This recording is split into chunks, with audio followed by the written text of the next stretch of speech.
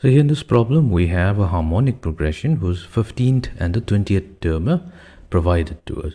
So using this information, we need to determine the 30th term. So let us begin. So first we will specify whatever is being provided to us. So here we are given the 15th term of a harmonic progression. So this has a value 20. Now if we know the 15th term of a harmonic progression, then immediately we can also define or find out the 15th term of the arithmetic progression. So 15th term of the arithmetic progression will then be reciprocal of the 15th term of the harmonic progression. So 1 over 20 is going to be the 15th term of the arithmetic progression. So let's label this as number 1. Then it's given that the 20th term, so the 20th term of the harmonic progression has a value of 15, which means that the 20th term of the corresponding arithmetic progression, so that will be 1 over 15. So let this be number 2. Now, since we have converted each of the terms into the terms of arithmetic progression, so we'll need to specify the first term and the common difference. So let us suppose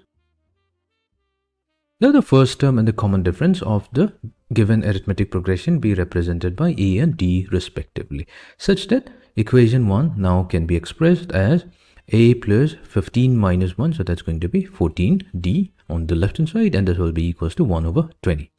So let's call this equation number 3. Then we have equation number 2, so this can become a plus 19d, so that will be equals to 1 over 15, and let this be equation number 4.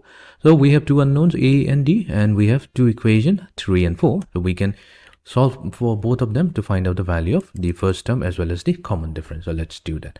So here what we'll do, we'll take equation number 3, and from it let's subtract equation number 4. So we're going to get a and a cancelling out. 14d minus 19d is going to be negative 5d.